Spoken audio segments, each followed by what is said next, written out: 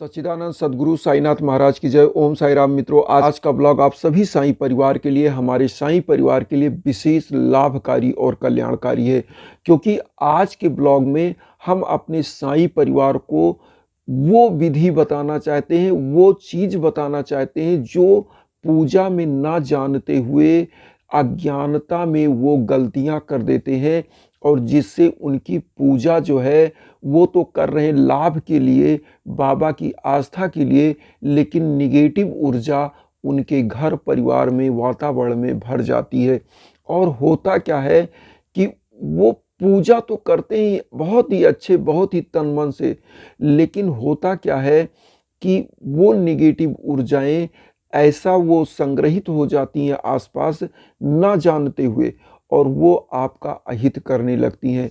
तो आज हम यही बताना चाहते हैं कि किस प्रकार की मूर्तियों को घर में रखना चाहिए, किस प्रकार के बर्तनों में पूजा करना चाहिए, बाबा का जो वस्त्र अगर आप पहनाते हैं, आप मूर्ति रखे हैं, तो किस प्रकार का वस्त्र होना चाहिए, आपकी पूजा कक्ष में किस किस प्रकार की मूर्तियां होनी चाहिए। आज हम ये चीज बताना चाहते हैं, क्योंकि बहुत सारे साईं परिवार ये ना जानते हुए अज्ञानता कर देते हैं। तो आइए सबसे पहले तो हम जानें कि बाबा की जो पूजा हम करते हैं उसमें किस प्रकार की मूर्ति का पूजा नहीं करना चाहिए। पहले नहीं से हम जानते हैं। जैसे आप साईं बाबा की कोई प्रतिमा आप घर में रखे हैं, वो प्रतिमा आप ही से सफाई करते हुए टूट जाती है, या आपके बच्चे हैं, कोई पूजा कक्ष में जाते हैं, कोई चीज गिरा दिया और मूर्ति गिरी, टूट गई, तो ऐसी मूर्तियों का कभी पूजन नहीं करना चाहिए। टूटी हुई मूर्ति कभी भी पूजा कक्ष में नहीं रखना चाहिए, क्योंकि जैसे ही टूटी हुई मूर्ति का आप आराधना और पाठ करते हो, वैसे ही आपकी किस्मत भी फूट जाती है और आपके घर परिवार में दरिद्रता आना शुरू हो जाती है। इसी प्रकार से तो अब यहाँ पर हम एक एक चीज बताते चलेंगे, आप इसको ध्यान दीजिएगा। अगर मूर्ति टूटी हुई है, अब आप सोचेंगे इस मूर्ति को हम क्या करें, तो सबसे पहला काम होता है, कोई पवित्र तालाब हो, पोखर हो, नदी हो, या कोई, अगर ये सब नहीं है आपके पास, तो कोई पीपल का वृक्ष हो, उसकी जड़ के नीचे ऐसी टूटी हुई मूर्तियों को रख देना चाहिए, या नदी, सरोवर, तालाब में पवित्र आप प्रवाहित कर सकते हैं। और जिस दिन मूर्ति टूटे उस दिन आपको करना क्या चाहिए, घर में कुछ दान दक्षिणा प्रभु के निमित्त निकाल कर गरीबों को दे देना चाहिए। क्योंकि मूर्ति जब टूटती है तो ये कोई ना कोई ग्रह आपके घर में था जो बाबा ने अपने ऊपर लिया, या उस मूर्ति ने अपने ऊपर लिया, जो भी जिस भी भगवान की मूर्ति है, तो यही करना चाहिए।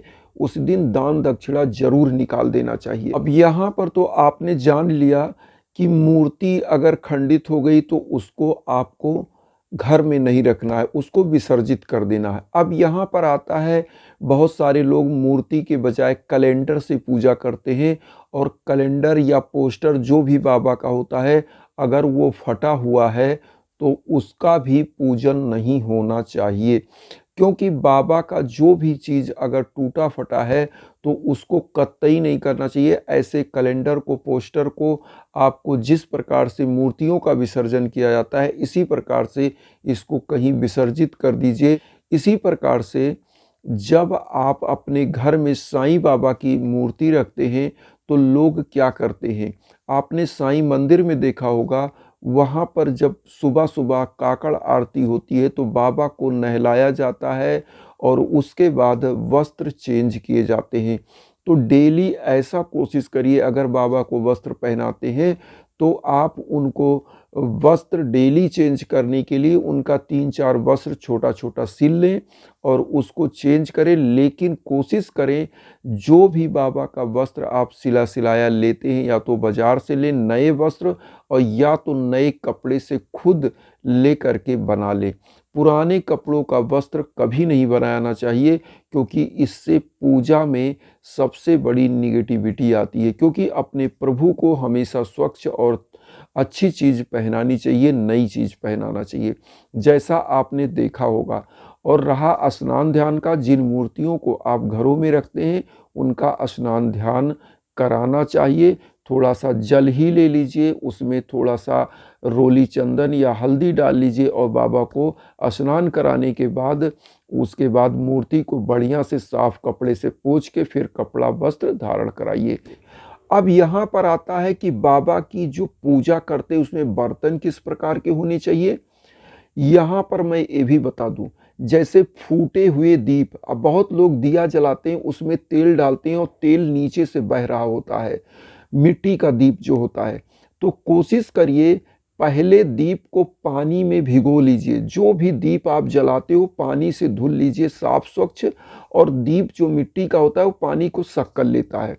तो उससे होता क्या है, एक चीज़ और फायदा होता है कि वो दीप अगर फूटा हुआ होता है तो वो पता चल जाता है, और दूसरा नंबर उसमें जो आप तेल डालते हो वो तेल को वो मिट्टी का दीप सोखता नहीं है और उसमें एक लेवल बना रहता है और दीप लंबे समय तक जलता है।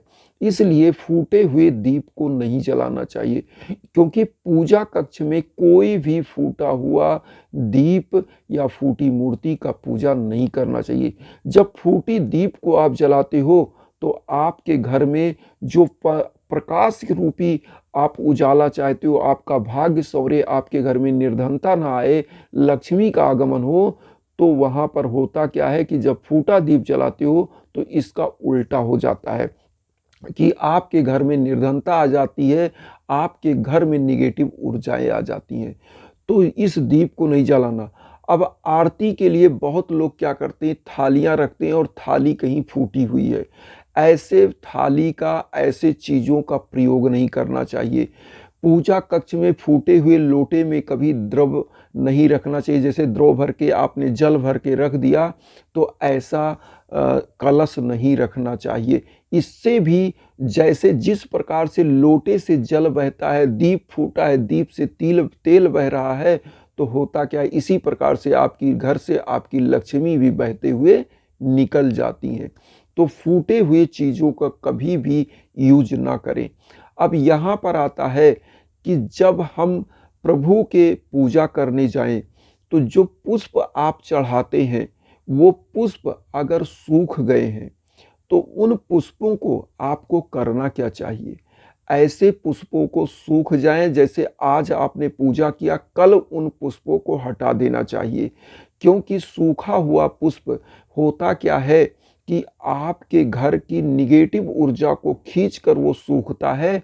तो ऐसे निगेटिव ऊर्जा से जब वो सूख गया है उसको हटा देना चाहिए, क्योंकि प्रभु के चरण में जब आप चढ़ाते हो तो प्रभु क्या करते हैं, खिला हुआ पुष्प को अपनी आपके घर की निगेटिव ऊर्जा को उसी के माध्यम से सक कर लेते हैं।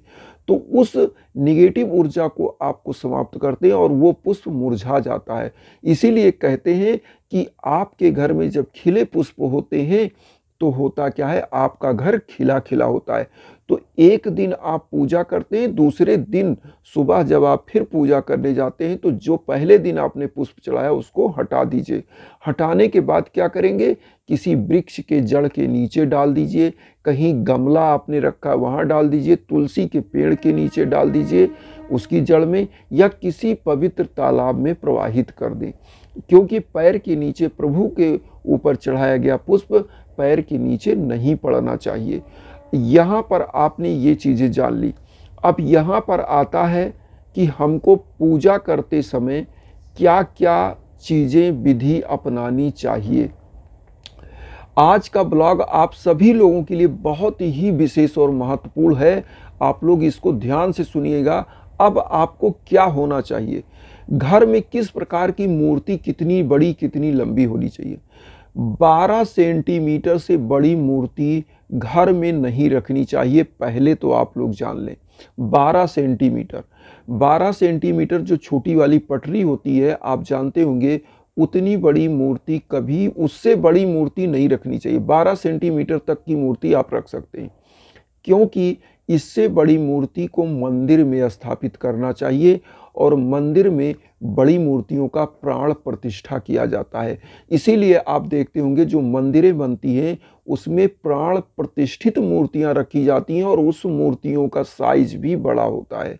कभी भी आप किसी मंदिर में नहीं देखे होंगे, बहुत रेयर जो मंदिरें होंगी जहां पर छोटी मूर्तियां रखी जाएं गर्भगृह में, क्योंकि जो गर्भगृह होता है जहाँ पर प्रभु का स्थापना होता है, जो मंदिर का गर्भगृह होता है, तो वहाँ पर हमेशा बड़ी मूर्तियों की स्थापना होती है।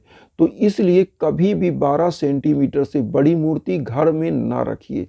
12 सेंटीमीटर तक की मूर्ति, उससे छोटी मूर्ति, कितनी भी छोटी मूर्ति रख लीजिए, लेकिन 12 सेंटीमीटर से बड़ी मूर्ति नहीं रखनी चाहिए। ये तो जानने की ज़रूरत है, क्योंकि होता क्या है, जब आप बड़ी मूर्ति रखते हो तो उसके लिए प्राण प्रतिष्ठा की आवश्यकता होती है और घर में कभी भी मंदिर में प्राण प्रतिष्ठा नहीं की जाती है, क्योंकि मंदिर एक देवालय होता है। घर क्या होता है कि आप अपने घर में अलग अलग व्यंजन बनाते हो, अलग अलग चीज़ें करते हो, अलग अलग कर्म होता है, कुछ गलत कुछ सही।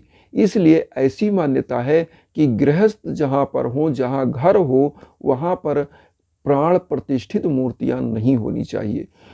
मंदिर में प्राण प्रतिष्ठित मूर्तियां, बड़ी मूर्तियां स्थापित होती है और इसीलिए वहां पर प्राण प्रतिष्ठा किया जाता है। अब यहाँ पर आता है कि हम जब भी पूजा करें तो क्या करें। पहला नंबर, आप एक लोटा जल रखें, एक दीप जलाएं और कुछ पुष्प लें। सुगंधित वातावरण करने के लिए आप धूप दीप जलाते रहें। इससे क्या होता है कि आपके वातावरण में पॉजिटिविटी बनती है। अब आता है कि भोग लगाना, तो भोग लगाने के लिए कोई भी मिष्ठान्न आपको जो पवित्र, वैसे तो किशमिश ले लीजिए और मिश्री ले लीजिए। ये मिष्ठान्न और ये जो फल है, ये मिश्री है और ये जो किशमिश है, ये पवित्रता की श्रेणी में आता है। कोई भी ड्राई फ्रूट आप लगा सकते हो, फल लगा सकते हो भोग। और भोग लगाने के बाद आपको करना क्या चाहिए, जल में तुलसी का पत्ता डालिए और इस जल को लोगों को दीजिए। वो अमृत पान की तरह जल हो जाता है, प्रभु का चरणामृत, और साईं बाबा की कृपा साक्षात आपके घर पर बनती है। तो इस विधि से पूजन करना चाहिए और वसुधैव कुटुंबकम की जो भावना लेकर हम आते हैं, उसमें आप लोग अपना आशीर्वाद चैनल को सब्सक्राइब के रूप में दीजिए और वसुधैव कुटुंबकम के भावना में हम लोग सभी लोग जुड़ें। आपकी अर्जियों पर विधिवत पूजन चल रहा है और हम इसी प्रकार से अर्जियां आप लोगों के लिए लगाते रहेंगे और आपका जीवन सुगम हो, यही मेरी कामना है। तो उन साईं भक्तों तक वीडियो को जरूर शेयर करिए जो किन्हीं कारणों से कष्ट में, दुख में। इसी के साथ ओम साईं राम।